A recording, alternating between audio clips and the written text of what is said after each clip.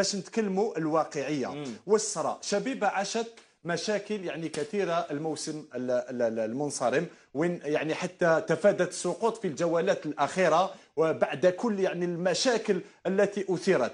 اليوم المشكل وين يكمن؟ واحد يقول الحق، شوف هذا الفريق العريق منذ سنوات يعيش في ازمات متعدده. يعني حناشي، انا ما نحبش نقول حناشي لان حناشي عائله كبيره في ولايه تيزي وزو، يعني نقولوا محمد شريف هذا رئيس فريق شبيبه القبائل يعني كشخص.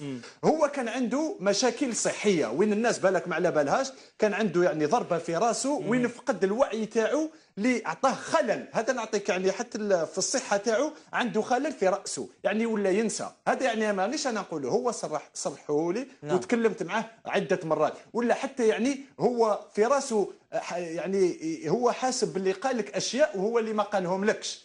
شوف اليوم المشكل ماشي زهايمر، لا شوف سامحني ماهيش الزهايمر، ولكن كان عنده خلل وين هو طبيب الفريق هو اللي لقاه في منزل ديالو، كان يعني طاح وكان نقل يعني بالسرعه الى الخارج.